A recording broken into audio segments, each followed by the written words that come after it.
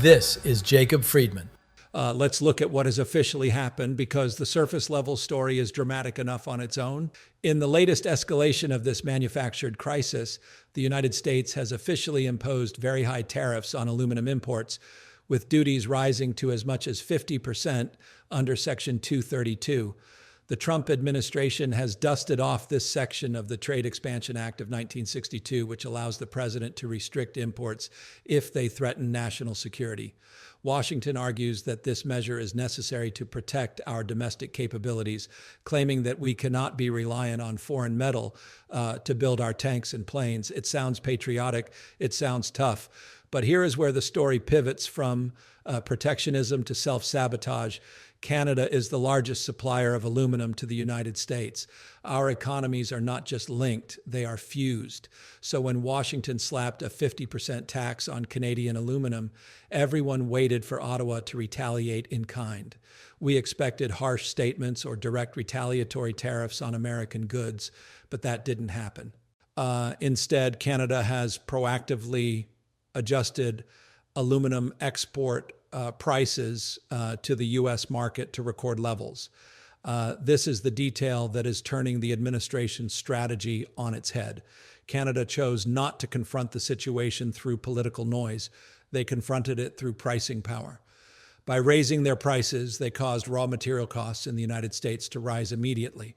This move has quickly placed significant pressure on American companies that rely heavily on imported aluminum. It is viewed as an indirect response, but one with clear and tangible impact aimed at opposing the tariff policy of the Trump administration. Think about what this actually means. The White House thought they could extract revenue or force concessions. Instead, what they have done is trigger a double price shock for American industry. On one side, buyers are paying the 50% tariff to the U.S. Treasury. On the other side, they are facing the gradual adjustment of Canadian aluminum prices toward global benchmarks as suppliers adapt to a less favorable U.S. market. The combination of these two factors pushes the effective cost of aluminum for American buyers far above levels seen in previous years. Washington is surprised because they are used to dealing with political actors, not market realities. They didn't calculate that Canada would simply decide that if the U.S. wants to be a hostile market, it's going to have to pay a premium for the privilege. This development raises an important question for the global economy. By proactively increasing aluminum prices in response to U.S. tariffs, what message is Canada sending to the world? They are signaling that the era of cheap, easy access to strategic resources is over for countries that choose to weaponize trade. We need to understand that this escalation is particularly significant because aluminum is not a niche input. It is a foundational material across many sectors of the United States economy. This isn't about luxury goods. This is about the skeleton of our industrial base. When the price of aluminum spikes, it sends a tremor through the entire system. Look at the automotive industry, where aluminum is widely used in vehicle frames, body panels, and powertrain components. We aren't talking about pennies here. Even relatively small increases in aluminum costs can translate into hundreds of dollars per vehicle when scaled across annual production volumes. For manufacturers such as General Motors, Ford, and Stellantis, the timing is especially difficult. These companies are not operating in a boom time where they can just absorb extra costs. They are already grappling with higher labor costs, massive investments in electrification to keep up with China, and tightening profit margins. Tariffs add another layer of pressure in an already highly competitive market. The Trump administration promised to save the auto industry, to bring back the glory days of American manufacturing. But by igniting this trade war, they are actively making it more expensive to build a car in Michigan than it is to build one in Ontario or Mexico. This is the disconnect between the populist rhetoric and the economic reality. You cannot claim to be the champion of the American worker while simultaneously driving up the cost of the materials they need to do their jobs. And it's not just cars. The aerospace sector faces a similar dynamic, though over a longer time horizon. Aircraft manufacturing relies heavily on aluminum alloys for structural components, and companies like Boeing operate under long-term contracts negotiated many years in advance. This is a crucial point that the dealmakers in the White House seem to miss. Modern industry runs on stability and predictability. Sudden increases in input costs cannot easily be passed on to customers without renegotiation. As a result, higher aluminum prices directly compress profit margins and complicate production planning. In a sector already under intense scrutiny for delays and cost overruns, we all know the troubles Boeing has faced recently. Tariffs further amplify existing vulnerabilities. We are taking one of our premier export industries and strapping a lead weight to its ankles. The irony is almost painful. The administration claims these tariffs are for national security, yet the defense sector, frequently cited by Washington as justification for aluminum tariffs, also faces unintended consequences. Military vehicles, aircraft, naval vessels, and weapon systems all rely on aluminum and aluminum alloys. When we look at the defense implications, the incoherence of this policy becomes undeniable. Higher input costs increase procurement expenses at a time when defense budgets are already under pressure from broad-based inflation. We are spending more taxpayer money to buy less security. While tariffs are intended to strengthen national security, they simultaneously raise the cost of maintaining and modernizing defense capabilities. This contradiction has become a central point of debate in analyses assessing the long-term effectiveness of tariffs as a security tool. You have to ask yourself, who benefits from this? Does a more expensive fighter jet make America safer? Does a more expensive Ford F-150 make the American family more prosperous? The answer, increasingly, is no. But there is a logic here, even if it's a perverse one. It creates a sense of action, of fighting enemies, even if those enemies are our closest allies and the wins are actually losses on the balance sheet. The construction sector provides another lens through which to view the domestic impact of the trade war, and this is where it starts to hit closer to home for every community in America. Aluminum is widely used in commercial buildings, residential developments, and infrastructure projects. When aluminum prices rise, contractors face higher material costs that ripple throughout project budgets. Think about the infrastructure projects in your own town, the schools being renovated, the bridges being repaired. Public infrastructure projects are particularly exposed because they are often funded through fixed appropriations approved well in advance. A town council approves a budget based on 2024 prices. Then suddenly, the cost of materials skyrockets because of a trade war launched from the Oval Office. When costs rise unexpectedly, projects may be delayed, scaled back, or require additional public funding. For taxpayers, this directly links tariffs to higher public spending or reduced infrastructure output. You are paying for this trade war twice, once at the dealership or the appliance store, and again in your local property taxes, or through the degradation of public services that can no longer be afforded beyond individual industries. Macroeconomic signals are becoming increasingly difficult to ignore. We are seeing the early warning signs of a broader inflationary cycle. Producer price indices begin to reflect higher metal costs, which eventually feed into consumer prices. Household appliances, vehicles, and housing components all become more expensive. For households, this translates into higher prices at a time when sensitivity to inflation remains elevated. At this point, the trade war is no longer an abstract policy dispute, but has become a daily economic reality for consumers across the United States. And when businesses get squeezed, we know what happens next. Employment risks also begin to emerge as cost pressures accumulate. When profit margins are squeezed, companies seek ways to cut expenses, and in capital-intensive industries, labor often becomes an adjustable variable. This is the cruel irony of the protectionist promise. Although tariffs are designed to protect domestic jobs, higher input costs can undermine that very goal by reducing competitiveness. If American manufacturers face higher costs than their foreign competitors in global markets, export opportunities may narrow.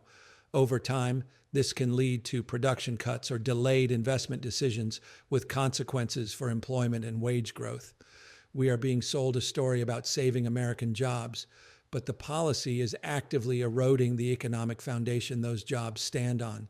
What makes this phase particularly noteworthy, and what Washington seems to have completely miscalculated, is that the escalation did not require any dramatic announcement from Canada. There was no press conference declaring a price increase. There was no formal retaliatory tariff targeting U.S. goods, no performative anger for the cameras. Instead, the market absorbed the signal that the United States had become a less attractive destination for Canadian aluminum. As supply began to shift toward other markets, prices within the United States adjusted upward. This quiet mechanism proved more powerful than overt retaliation because it operated continuously rather than episodically. It wasn't a political event you could spin on the evening news. It was a fundamental shift in market gravity. From the perspective of the global economy, this development shows that trade war dynamics can move beyond government control. Once tariffs are imposed, market participants respond to economic incentives rather than diplomatic intentions. Supply chains adjust, contracts are rewritten, and capital flows shift. Even if policymakers later seek de-escalation, reversing these adjustments can take many years. We are breaking things that cannot simply be glued back together with a tweet or a handshake.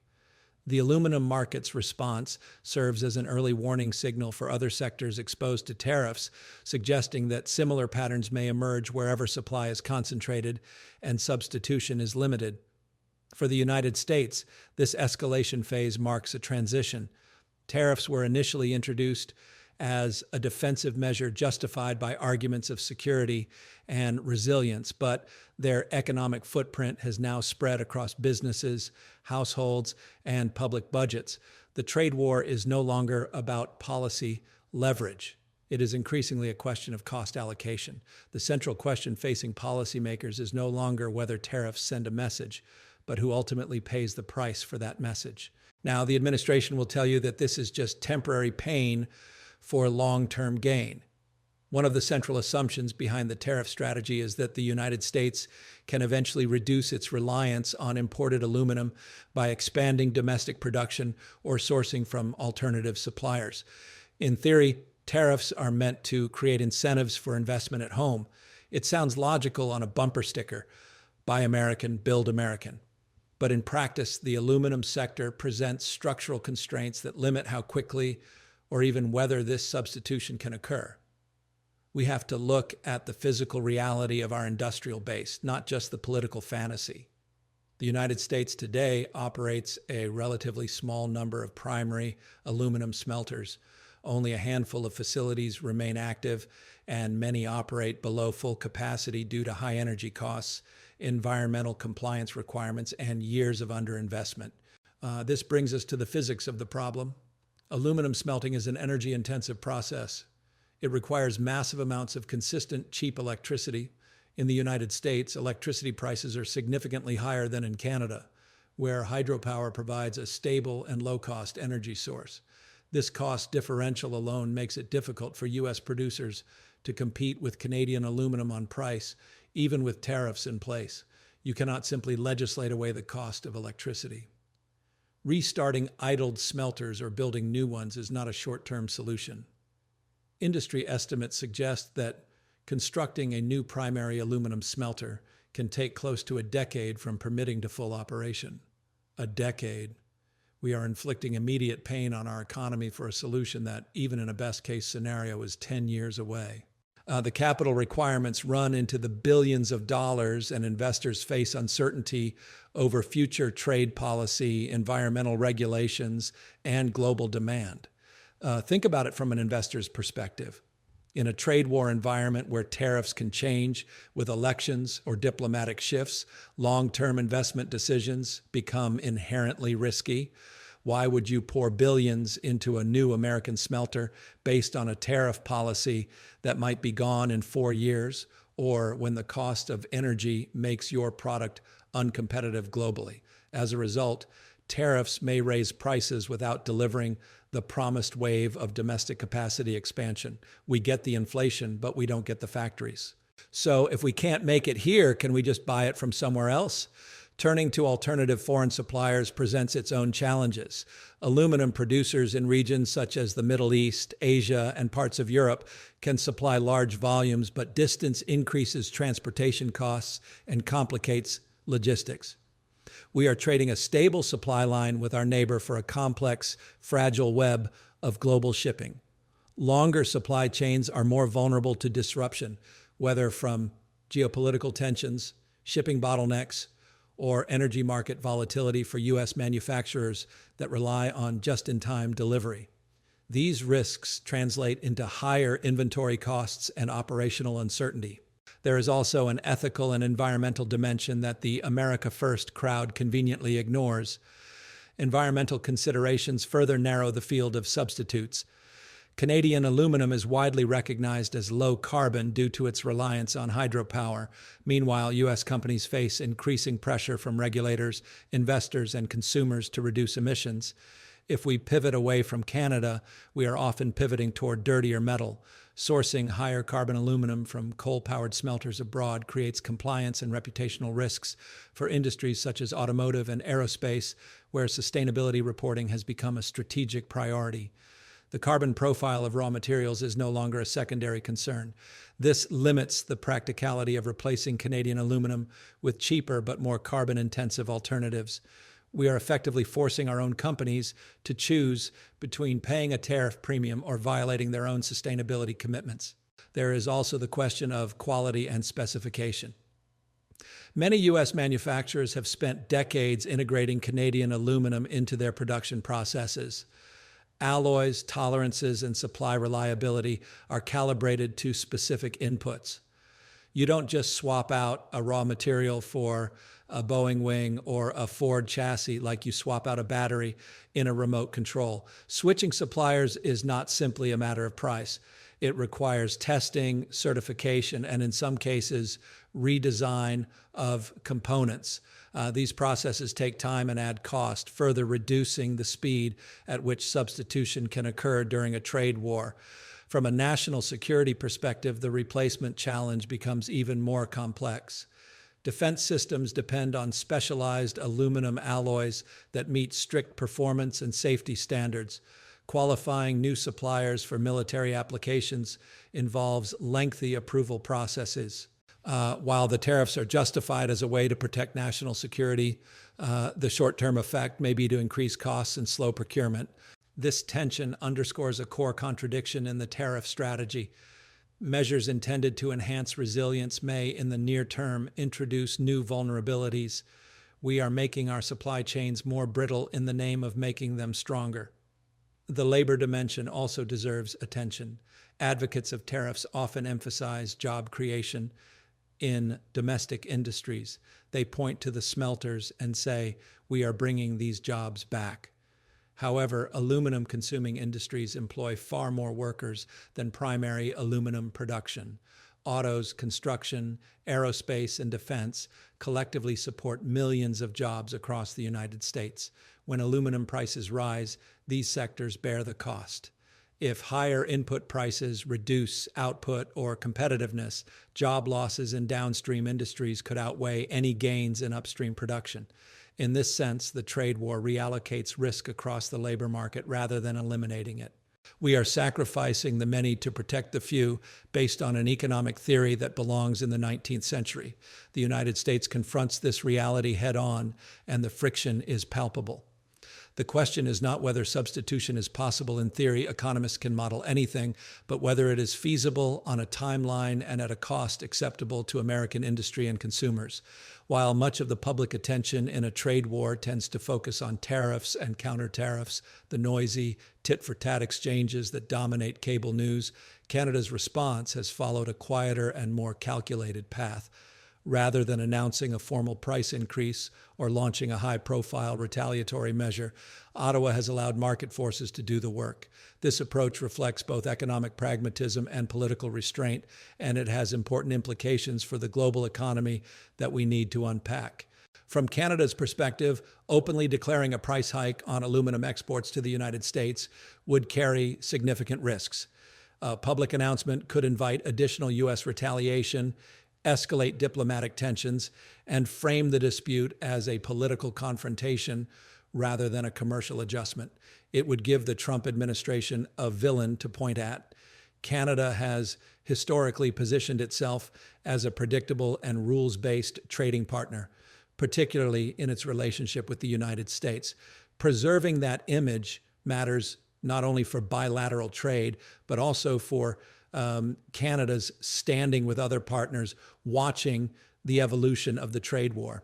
They know that if they get into a mudslinging contest with Donald Trump, they lose the moral high ground and potentially provoke even more irrational policies. So instead of a fight, Canada chose diversification. This is the strategic pivot that is reshaping the map. Aluminum producers have gradually reduced their reliance on the U.S. market by expanding shipments to other regions, including the European Union, Japan, and South Korea. These are not random choices. These markets value Canadian aluminum for its low carbon profile and stable supply.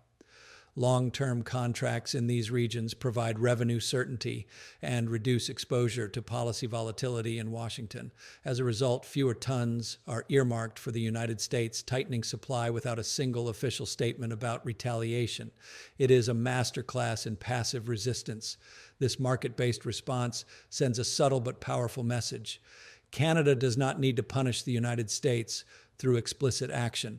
By reallocating supply toward global buyers willing to pay market prices without punitive tariffs, Canadian producers simply optimize their commercial outcomes. European and Asian manufacturers observing higher prices and tighter supply in the United States may find themselves in a relatively stronger competitive position.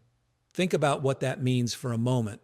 Lower input costs compared to U.S. rivals can translate into pricing advantages in global markets. A German car maker or a Korean battery manufacturer can now buy low-carbon aluminum at a stable world price, while their American competitor is paying a 50% premium or scrambling for supply. We are effectively subsidizing our competitors by making our own supply chain prohibitively expensive. For allies of the United States, the situation presents a delicate balancing act. On one hand, many share Washington's concerns about overcapacity, supply security, and strategic materials.